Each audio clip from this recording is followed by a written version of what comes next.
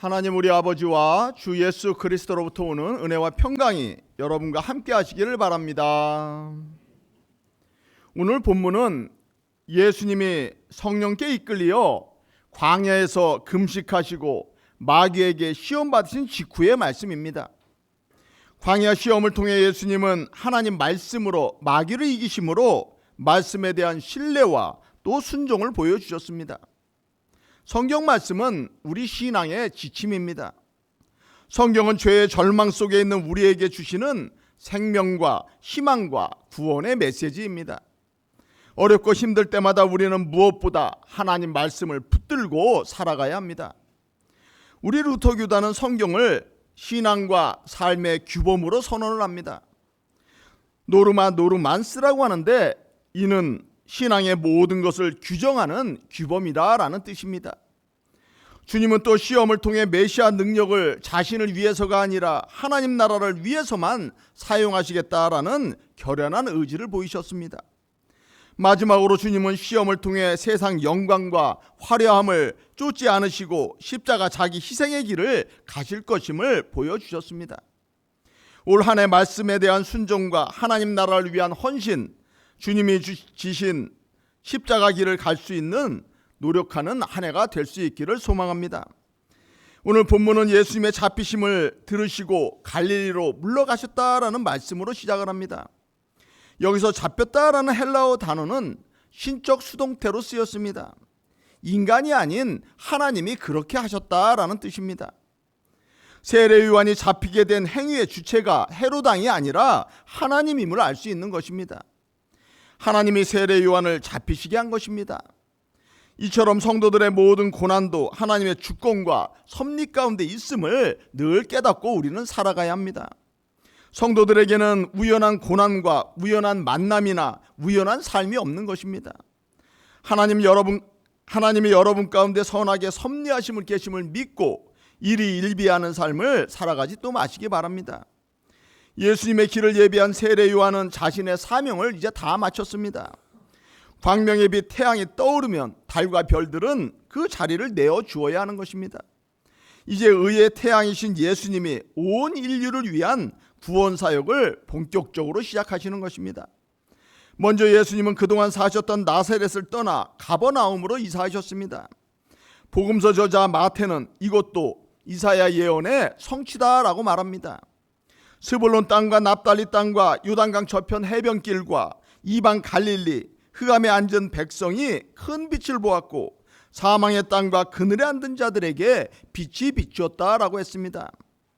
출애굽한 이스라엘은 약속의 땅 가나안에 들어가서 각 지파별로 땅들을 분배받았습니다. 스불론 땅과 납달리 땅은 갈릴리 호수 서쪽의 땅인 것입니다. 예수님이 자라신 나사렛은 스불론 지파 땅이고 가버나움은 납달리 지파 땅이었습니다. 이 지역은 이스라엘 북쪽에 위치해서 늘 북방 민족의 침입을 받던 땅이기도 합니다. 결국 아스루에 의해서 722년 정복당한 후 주민들은 이방으로 잡혀갔고 이방인들이 대거 이곳에 유입되어 살게 되었습니다. 자연히 혼혈과 함께 갈릴리에는 이방 종교가 범람하게 되는 땅이 되었던 것입니다. 그러므로 이 지역 거주자들을 유대인들은 흑암에 앉은 백성이다라고 불렀습니다. 흑암에 앉았다는 것은 우상 숭배와 불신앙 가운데 거하는 땅이다라는 것입니다. 당시 유대인 자신들도 세상의 우상을 섬기며 죄된 삶을 살면서 이곳 주민들을 멸시하며 흑암에 앉은 땅이라 조롱을 했습니다. 남의 눈 티를 보기 전에 자신 눈에 있는 들보를 먼저 우리는 보아야 하는 것입니다. 하지만 선지자 이사야는 이런 흑암에 앉은 백성들에게도 언젠가는 소망의 빛이 비추어지게 될 것임을 예언했습니다. 바로 빛 되시는 메시아가 나타나서 온 백성들에게 구원의 복된 소식을 주실 것이다 라고 예언한 것입니다. 그 예언이 바로 예수님을 통해서 이루어진 것입니다. 스불론 땅과 납달리 땅에 예수님이 오셔서 구원의 큰 빛을 비추어 주셨습니다. 영적인 죽음과 절망만 남은 이방 땅 갈릴리에 소망의 빛이 예수님을 통해서 비춰지기 시작한 것입니다. 여러분도 예수님을 영접하면 여러분 인생 가운데 소망의 빛이 비추어지게 될 것입니다. 예수님이 이사하신 가버나움은 위로의 동네라는 뜻입니다. 위로자 예수님이 어둠 가운데 거하는 위로가 필요한 백성들이 사는 위로의 동네에 오신 것입니다. 예수님의 모든 행보가 오랜 구약 예언자들의 예언 성취인 것입니다. 하나님의 때가 되면 아프고 어두운 여러분들의 인생도 환하게 비추어 주시고 치유하시고 회복시켜 주실 날이 있게 되는 것입니다. 그때까지 믿음 가운데 우리는 소망하며 인내하며 기다리며 살아가는 것입니다. 17절에 이때부터 예수님은 온 동네를 다니시며 회개하라, 천국이 가까이 왔다라고 전파하기 시작하셨다 했습니다. 첫 말씀이 회개하라라는 것입니다. 그러면 무엇을 회개해야 하는 것입니까? 하나님을 제쳐놓고 자기 중심적으로 살아온 삶을 회개하고 하나님 중심으로 이제 살아가야 하는 것입니다. 하나님을 온전히 사랑하지 못한 것을 우리는 또 회개해야 하는 것입니다. 올 한 해 여러분들이 정말 만사 형통하는 삶을 살기를 원하실 것입니다. 그런데 로마서 8장 28절을 보면은 이 만사 형통에 전제가 있습니다. 하나님을 사랑하는 자, 곧 그의 뜻대로 부르심을 입은 자들에게는 모든 것이 합력하여 선을 이룬다라고 했습니다. 아무에게나 모든 것이 합력하여 선을 이루는 것이 아니라 하나님을 사랑하는 자에게 모든 것이 합력하여 선을 이루게 되는 것입니다. 또 고린도전서 2장 9절에 하나님의 자기를 사랑하는 자들을 위하여 예비하신 모든 것은 눈으로 보지 못하고 귀로 듣지 못하고 사람의 마음으로 생각지도 못하였다라고 했습니다. 하나님을 사랑하는 자에게 하나님은 보고 듣고 생각지도 못한 큰 은혜를 주신다라는 것입니다. 또 우리는 늘 여호와 일의 하나님, 준비해 주시는 하나님을 구하곤 합니다. 그런데 이 말씀은 아브라함이 100세에 낳은 독자, 자신의 생명보다 사랑하는 이삭을 하나님께 제물로 바치라는 시험 이후에 주어진 축복인 것입니다. 내가 가장 소중히 여기는 자식보다 하나님을 더 사랑한다고 고백하는 아브라함에게 하나님은 여호와 일의 하나님이 되어주셨음을 성경은 기록하는 것입니다. 또 예수님이 승천하시기 전 베드로에게 물은 마지막 질문도 내가 나를 사랑하느냐라는 말씀이었습니다. 성도들에게 주어지는 축복은 하나님을 사랑하면서 오는 축복인 것입니다. 축복을 구하기 전에 먼저 하나님을 우리는 사랑해야 하는 것입니다. 하나님과의 관계가 사랑으로 친밀해지면은 우리 가운데 축복이 당연히 임하게 되는 것입니다. 그 하나님 사랑이 없었음을 우리는 모든 죄에 앞서서 회개해야 하는 것입니다. 주님은 이제 천국이 가까이 왔으니 하나님을 사랑하며 하나님의 영광을 위해 살겠다라고 결단하라라고 말씀하시는 것입니다. 그동안 하나님 없이 세상 방식으로 살던 삶을 이제는 청산하고 참빛 되는 내게 나오라라는 말씀입니다. 그러나 주님의 외침에도 많은 이들이 어둠의 삶에 익숙하여 빛으로 나아오지 못하고 오히려 빛을 거부하고 숨었음을 우리는 성경에서 볼 수 있습니다. 똑같은 현상이 오늘날 죄로 인해 마음이 강팍해진 많은 이들 가운데도 나타나는 것입니다. 죄 가운데 거하는 것이 우리가 더 편할 때가 많은 것입니다. 예수님은 어둡고 죄된 세상에 생명의 빛을 비추시고 구원하는 일꾼을 부르시는 것으로 갈릴리 첫 사역을 또 시작하셨습니다. 갈릴리 해변에서 먼저 베드로라는 시몬과 그의 형제 안드레를 만났습니다. 지난주일 우리는 이들이 이미 세례 요한이 세례 주던 곳에서 예수님과 만났음을 살펴보았습니다. 아마 예수님과의 만남 이후 주님이 광야에서 40일 시험 받으셨기에 베드로와 안드레는 주님과 헤어져 갈릴리로 돌아온 듯 싶습니다. 예수님은 고기 잡던 이들을 다시 부르시며 나를 따라오라 라고 말씀하셨습니다. 내가 너희를 사람을 낚는 어부가 되게 해 주겠다라고 말씀하십니다. 제자들을 향한 부르심이 은혜로 먼저 주어졌음을 볼 수 있는 것입니다. 여기서 중요한 것은 예수님의 부르심에 머뭇거리지 말고 즉각 결단해야 한다라는 것입니다. 이것은 사실 쉽지 않은 일입니다. 예수님을 따르는 길은 세상 복가는 거리에 있는 십자가 길이고 목숨까지 버려야 하는 고난의 길이기 때문입니다. 그래서 우리는 결단하기가 쉽지 않고 어려운 것입니다. 또 따르더라도 적당히 헌신할 영역을 고르고 큰 대가를 치러야 하는 피하는 삶을 살면서 제자인 척 우리는 신앙생활하기를 원하는 것입니다. 나 역시 세상적 가치관을 따라 살고 적당히 말씀에 순종하면서 세상에서 복받기만을 바라며 살아가고 있지는 않은가 우리는 살펴보아야 할 것입니다. 이러한 삶은 예수님이 부르신 의도와는 상치되는 삶인 것입니다. 예수님의 부르심에 응답한 제자들의 장점은 자기들의 것들을 온전히 다 내려놓고 예수님을 쫓았다라는 것입니다. 고기 잡는 자신의 생계를 위한 그물도 버려두고 예수님을 따랐습니다. 그들은 예수님과 함께할 미래를 바라보며 모든 것을 버리고 하나님 나라의 새로운 삶을 향해서 나아간 것입니다. 사실 가진 것이 많을 때 하나님을 온전히 따르기가 쉽지 않습니다. 돈과 명예와 권력이 있을 때 하나님을 의지해 살기보다는 이것들을 의지해서 내 주관대로 살려는 것이 우리 인간의 본성인 것입니다. 그런데 그렇게 살면 결국 심판으로 멸망하기 때문에 하나님은 사랑하는 이들을 구원으로 이끄시고자 세상적인 집착을 하나하나 내려놓게도 하시는 것입니다. 이것을 어떤 분은 여물통을 엎으시는 하나님이다라고 표현을 했습니다. 옛날 시골집에 불이 나면은 외양간에서 기르는 소를 끌어내는 것이 제일 중요했습니다. 그런데 이 소가 불이 나서 타 죽을 줄도 모르고 외양간 밖으로 잘 안 나가려 든다는 것입니다. 장정들이 달려들어도 꿈쩍도 안 하고 거기를 지키고 있다라는 것입니다. 그때 소를 끌어내는 방법은 소의 밥그릇, 즉 여물통을 발로 차서 엎어뜨리는 것입니다. 그러면 소는 이제 이곳에서는 더 이상 밥을 먹을 수 없겠구나라고 생각하고 제 발로 따라 나온다라는 것입니다. 여물통을 엎지 않으면 소가 외양간에 머물다가 불에 타 죽게 되는 것입니다. 하나님도 우리를 살리시려 때로는 우리가 가장 애지중지하며 가장 소중하게 여기는 이 여물통을 부수시고 엎으실 때가 있는 것입니다. 그래서 모든 소망이 다 끊어지고 다 죽은 마른 뼈와 같은 모습을 보게 되는 것입니다. 그래서 좌절할 때 하나님은 에스겔에게 황상을 보여주시는 것처럼 생기를 주시고 또 생명을 주시는 것입니다. 저나 여러분, 가정과 교회 모두가 세상 것으로 사는 것이 아니라 주님의 은혜로 살아가는 것입니다.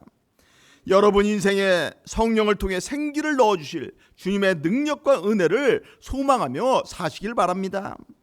하나님의 여물통을 엎기 전에 스스로 결단하여 따르는 이들이 복받은 이들인 것입니다. 조금 더 가시니 세베대의 아들 야고보와 그의 형제 요한이 금을 깁는 것을 보았다라고 했습니다. 그들을 부르시니 그들도 곧 배와 아버지를 버려두고 예수를 따랐다라고 말씀합니다. 이들이 당시 큰 재산인 배를 버렸고 가장 가까운 아버지도 버렸다라고 했습니다.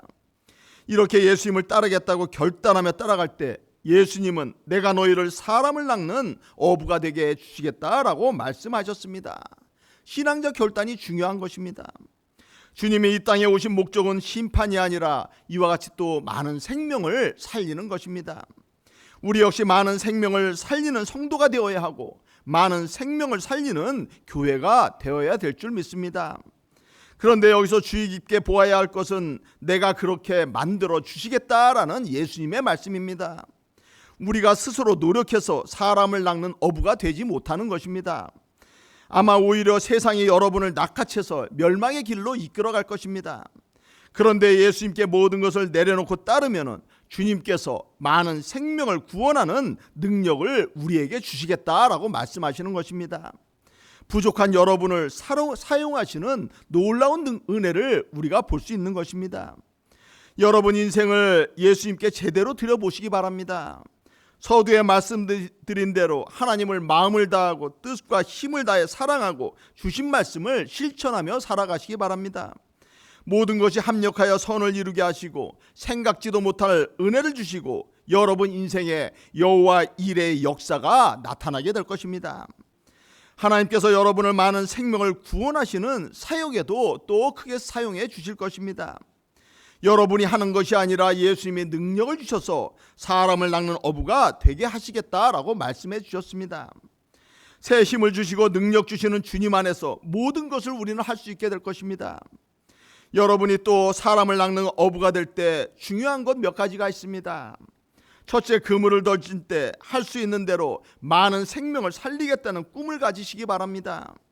그런 꿈이 있는 사람은 이른 아침부터 저녁 늦게까지 열심히 주의 일을 감당하게 될 것입니다. 설렁설렁 하나님 일 하지는 않게 될 것입니다. 둘째, 그물 던질 때 좋든 나쁘든 많은 고기를 잡기를 또 원하시며 그물을 던지시기 바랍니다. 전도 대상자를 가리지 말아야 한다라는 것입니다. 힘 있는 부자들만 전도하려 들지 말라라는 것입니다. 하나님께서는 죄 많은 세리와 창녀도 불러주시고 구원하시고 쓰셨음도 우리는 기억해야 합니다. 늙고 가난하고 병들고 힘없는 이들도 다 교회로 모시고 오시기 바랍니다. 사랑의 마음으로 인도해 오면 구원의 축복이 임하고 주님께서 필요한 것에 그러한 분들도 또 사용해 주실 것입니다. 그러니 우리가 할 일은 사람 가리지 말고 주님께로 인도하는 사명만 잘 감당하면 되는 것입니다. 셋째, 믿음으로 그물을 던지되 낚인 고기가 적더라도 실망치 말아야 한다라는 것입니다. 고기 잡다 보면 공치는 날도 있을 수 있고 또 하나님의 은혜로 많은 고기를 잡는 날도 있을 것입니다. 또 지금 당장 씨를 뿌렸다고 수확을 거두지는 못하지만 언젠가 크게 수확할 날도 있게 될 것입니다. 찬송가 260장 새벽부터 우리라는 찬송이 있습니다. 3절에 씨를 뿌릴 때 나지 아니할까 슬퍼하며 심히 애탈지라도 나중 예수께서 칭찬하시느니 씨를 뿌리자라고 말씀합니다. 우리는 생명을 살리라는 부르심에 순종하고 노력하되 단기간의 결과에 슬퍼하고 애태우면 안 되는 것입니다. 우리가 하는 일이 하나님의 일이라면 결과에 상관없이 예수님은 우리를 칭찬해 주실 것입니다. 우리는 그저 새벽부터 저녁까지 사랑함으로써 씨를 뿌리면 되는 것입니다. 나고 자라 열매 맺게 하시는 분은 우리 하나님이신 것입니다. 두려운 것은 이것저것 생각하고 따지다가 하나님이 기뻐하시는 일은 한 번도 제대로 해보지 못하고 하나님 앞에 서게 되는 것입니다. 지금까지 나는 하나님 나라를 위해서 무엇을 했나 우리는 돌아보아야 해야 되는 것입니다. 우리 인생은 한순간의 결단에 따라 엄청난 다른 결과를 또 얻을 때가 많이 있습니다. 어떤 친구, 어떤 직장, 어떤 배우자를 선택하느냐에 따라서 인생이 달라지는 것입니다. 그런데 정말 고민해야 하는 결단은 하나님의 부르심에 어떻게 응답할 것인가 라는 결단인 것입니다. 예수님은 지금도 여러분을 향해서 나를 따라오라 라고 부르시고 초청하십니다. 그러면 내가 너희를 사람을 낚는 어부가 되게 해주시겠다라고 말씀하셨습니다. 능력은 내가 주겠으니 너희는 순종하고 따르기를 결단하라 요구하시는 것입니다. 예수님은 제자들과 온 갈릴리를 다니시며 회당에서 가르치시고 천국 복음을 전파하시며 모든 병과 약한 것들을 고치셨습니다. 이러한 육체적인 회복도 중요한 것입니다. 하지만 당시 백성들에게 정말 필요했던 것은 천국 복음을 들을 수 있는 귀와 하나님 나라의 능력을 볼 수 있는 눈이었던 것입니다. 허다한 무리가 예수님의 복음을 듣고 능력을 체험하고 따라다녔지만 정작 구원받는 사람은 소수였음을 우리는 또 기억해야 할 것입니다.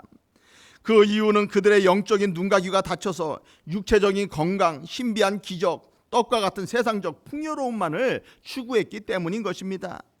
많은 이들이 주님의 부르심을 듣고도 세상을 더 쳐다보고 세상 소리에 더 귀를 기울이며 살았기 때문인 것입니다.